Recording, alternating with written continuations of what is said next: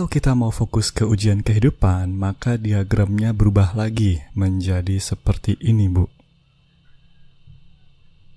Sekarang yang menghilang adalah kedudukan manusia, baik di hadapan Allah ataupun sesama manusia, dan kodrat. Kenapa? Karena tadi udah kita omongin semua. Kita sekarang mau fokus ke 8 fondasi ilmu kebenaran dulu sekarang. Oke. Silakan dijelaskan potongan diagram ini. Siap, Bu. Jadi, dari perhitungan-perhitungan sebelumnya, irda total Lili dan Lala adalah sebagai berikut. Iya. Nah, dalam rangka mengkonversikannya menjadi dolar, sebelum bisa dikalikan 1, angka irda total Lili 1,6 dan irda total Lala 1,1 itu harus memenuhi terlebih dahulu 8 persyaratan. Angka irda total tersebut harus sudah berhasil membuahkan manfaat bagi diri mereka sendiri, sesama, lahir dan batin dengan niat karena Allah semata, bermodalkan sadar, tabah, dan sabar. Iya, betul. Rel sebelah kiri dan rel sebelah kanan dalam rel kereta Alif Lam Mim. Iya, Bu. 2 kotak yang ada di sebelah kiri diagram tersebut. Iya. Pertanyaannya sekarang adalah, sudahkah memenuhi persyaratan tersebut? Belum, Bu. Tadi kan baru angka irdat secara umum aja untuk membedakan kedudukan di hadapan Allah dengan kedudukan di hadapan sama manusia. Untuk memisahkan irodat dengan kodrat internal dan kodrat eksternal. Betul. Jadi sekarang gimana? Ada 2, Bu. Pertama, kita harus memahami apa itu angka irodat dalam rumus ini. Dan kedua, kita harus memperluas skenario kehidupan Lili dan Lala. Oke, silahkan dijelaskan. Pertanyaan pertama. Irodat Lili itu 1,6, sedangkan Lala 1,1. Angka irodat di sini apa sih sebenarnya? Iya, angka tersebut merepresentasikan apa sebenarnya? Ada di diagram tadi, Bu. Jawabannya adalah waktu. Waktu. Jadi, ketika kamu bilang Lili irodatnya adalah 1,6, itu maksudnya dia meluangkan waktu sebanyak 1,6. Sementara Lili yang irodatnya 1,1 meluangkan waktu sebanyak 1,1. Entah itu satuannya detik, menit, jam, hari, minggu, atau tahun, gitu. Iya, Bu. Iya, betul sekali. Setiap individu manusia itu sejak lahir sebenarnya sudah memiliki umur, alias waktu hidup yang dia miliki dalam siklus kehidupan kali ini. Hal ini merupakan kodrat. Tetapi, bagaimana dia memilih untuk menggunakan waktu tersebut merupakan pilihan hidup. Hal itu merupakan irodat. Iya, Bu. Untuk memahaminya dengan lebih mudah, marilah kita ambil contoh kasus Lili dan Lala. Langkah pertama, status manusia itu irodat dikalikan kodrat internal. Sekarang kita kecualikan dulu, Bu, kodrat eksternalnya, biar lebih sederhana. Murni irodat sama kodrat internal doang. Oke. Katakanlah status di hadapan sesama manusianya di sini adalah nilai 100 dalam ujian di sekolah. Iya. Nah, menggunakan angka-angka sebelumnya, kita tahu bahwa beginilah komposisi kodrat internal Lili dan Lala. Status manusianya alias ujian dapat nilai 100-nya itu didapatkan kalau Lili harus dikali 0,94 irodatnya. Lala irodatnya dikali 1,18. Nah, supaya persamaan ini bisa berfungsi, maka status manusia itu harus kita ubah dalam bentuk angka. Oleh karena itu, marilah kita asumsikan bahwa untuk mendapatkan nilai 100 dalam ujian kali ini, rata-rata murid itu harus belajar bab 1 dan bab 2 selama 5 jam. Maksud kamu rata-rata murid adalah kalau kodrat internalnya 1 gitu? Iya, Bu. Oke, terus? Beginilah persamaannya sekarang. Dari persamaan ini, kita bisa melihat bahwa Lala sebenarnya membutuhkan lebih sedikit irodat alias waktu dibandingkan Lily supaya bisa mendapatkan nilai 100 kan? Iya, karena memang kodrat internalnya lebih tinggi. Iya. Kalau kita hitung beneran, Lily membutuhkan 5,3 jam belajar. Sedangkan Lala hanya membutuhkan 4,2 jam. Betul? Pertanyaan sekarang adalah, apakah Lily dan Lala memang berniat mendapatkan nilai ujian 100 itu? Dan apakah mereka mau irodat alias meluangkan waktu belajar selama itu untuk mendapatkan nilai 100? Itulah pilihan hidup bagi Lily dan Lala. Iya, Bu. Dalam dunia nyata, rumusnya tentu nggak sesederhana ini. Ada banyak lagi faktor-faktor lain yang mempengaruhinya. Entah itu termasuk kodrat internal atau kodrat eksternal. Misalnya, seberapa konsentrasi mereka belajarnya, berapa persen lapisan raga, pikir, akal, dan rasa mereka curahkan untuk belajar, atau apakah mereka punya cukup perlengkapan untuk belajar. Kalau nggak punya bukunya, ya nggak bakalan bisa juga belajar kan, Bu? Iya. Tetapi, yang ingin saya tekankan adalah rumus kasar ini sebenarnya bisa digunakan untuk menggambarkan betapa irodat itu pada dasarnya adalah pilihan bagi individu manusia. Pilihan bagaimana waktu hidupnya yang terbatas itu akan digunakan. Bener nggak, Bu? Iya, betul sekali.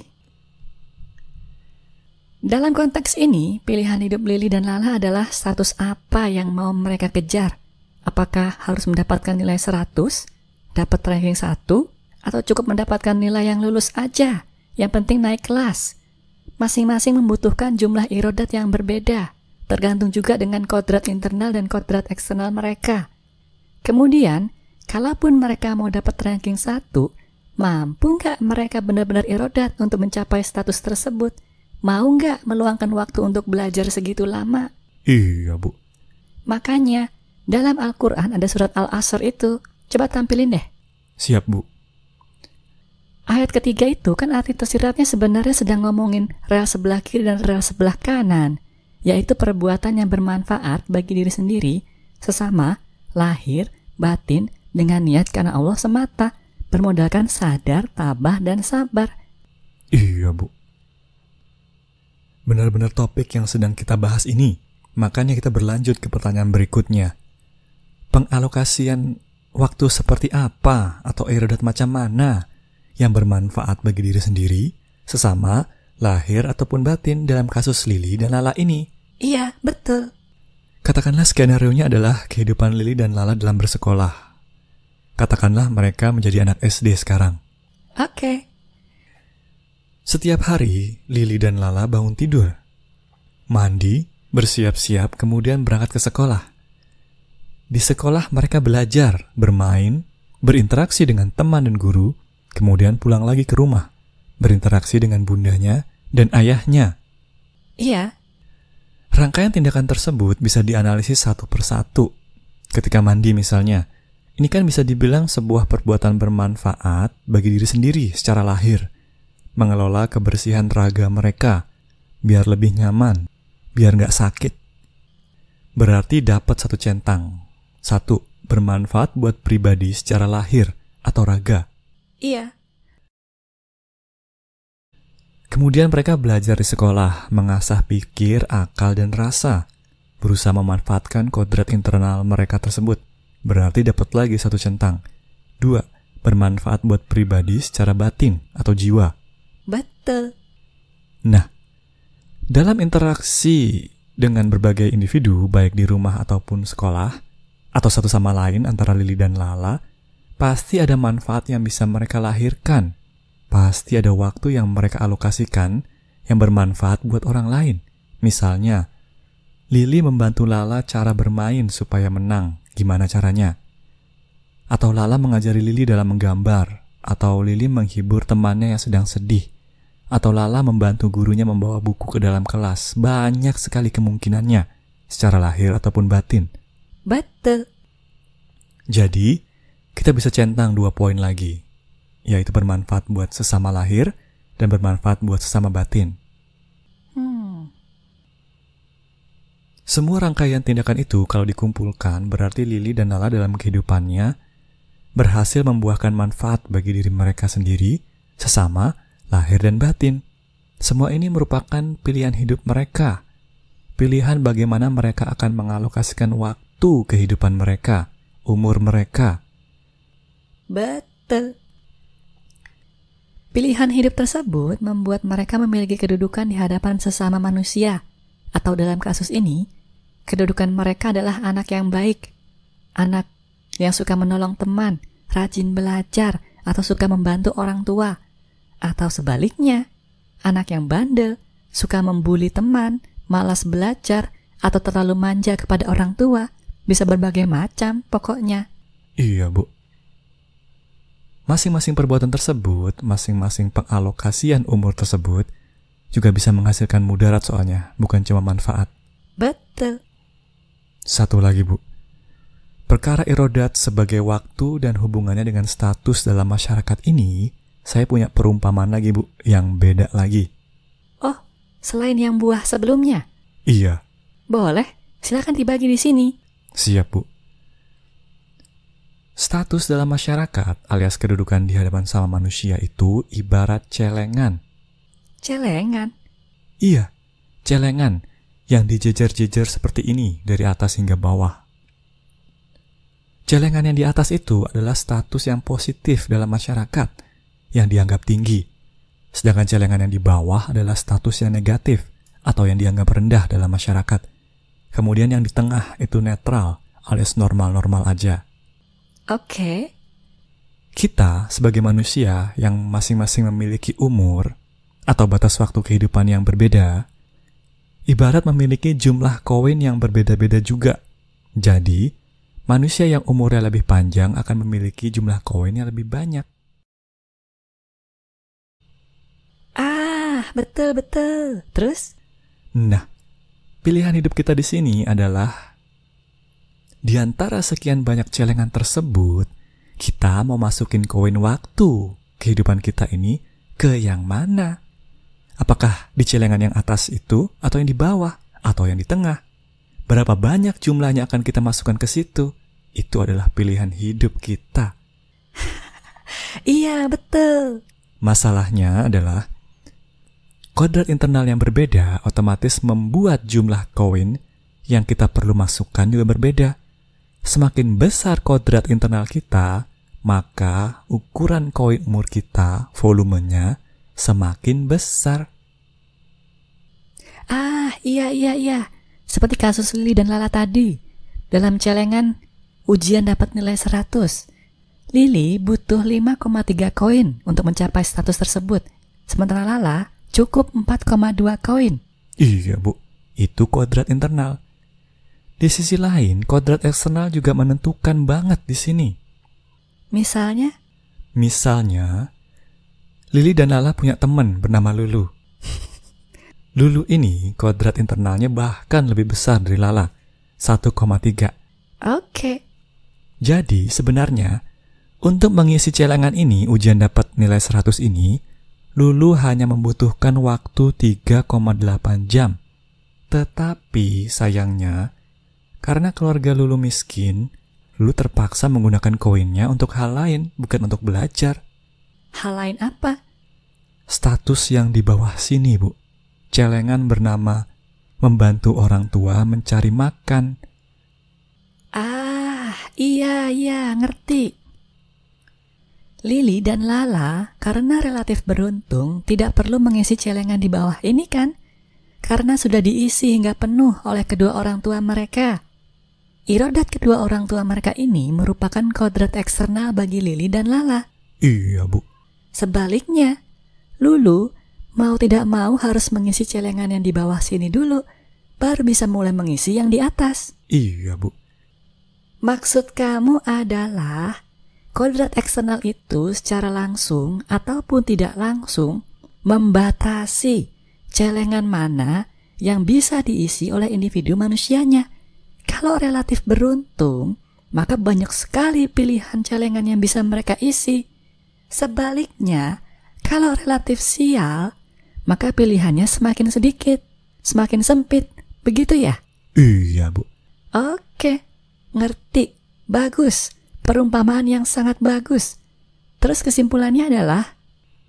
Kesimpulannya, Bu. Kalau kita mau mengetahui berapa banyakkah irodat kita sebenarnya, seberapa besar irodat kita itu bermanfaat, baik buat pribadi, sesama, lahir ataupun batin, kita tinggal ngecek aja ke belakang. Celengan mana aja yang udah kita isi dengan koin umur kita. Status apa aja yang udah kita kejar menggunakan waktu hidup kita. Bongkar celengannya dan lihat satu persatu. Udah berapa banyak waktu kita luangkan untuk mengejar status tersebut. Betul sekali. Dan baik ataupun buruk celengan tersebut di mata masyarakat, akumulasi perbuatan kita, semua koin dalam setiap celengan tersebut belum bisa diterima sebagai amalan di sisi Allah. Karena belum teruji niatnya. Hanya karena Allah semata belum membuktikan kemurnian tersebut melalui tindakan sadar, tabah, dan sabar. Iya, Bu. Kalaupun kita udah cek koin-koin kita dalam celengan tersebut, kenyataannya adalah masing-masing koin waktu mengandung dua unsur sekaligus, yaitu unsur fitrah dan unsur nafsu dengan persentase yang berbeda-beda. Setiap celengan tersebut untuk bisa ditukar menjadi dolar, maka semua koin di dalamnya harus dibakar, dilelehkan, terus diukur komposisinya. Apakah unsur fitrah di dalamnya sudah berada di atas 75% atau belum? Kalau belum, berarti celengan tersebut belum bisa ditukarkan menjadi dolar. Iya, betul sekali. Dalam kondisi ini, ada beberapa langkah yang bisa manusianya lakukan. 1. Bersiap-siap dan menunggu proses pemurnian isi celengan tersebut yang akan datang sewaktu-waktu tanpa diduga. Bisa lewat siapa aja, kejadian apa aja. Proses ini akan berusaha melenyapkan atau mengurangi kandungan unsur nafsu dari dalam celengan-celengan tersebut, sekaligus menambah unsur fitrahnya. Proses inilah ujian kehidupan. Iya. 2. Sembari menunggu ujian kehidupan, manusia juga bisa terus mengisi celengan tersebut, atau bahkan celengan-celengan yang lain.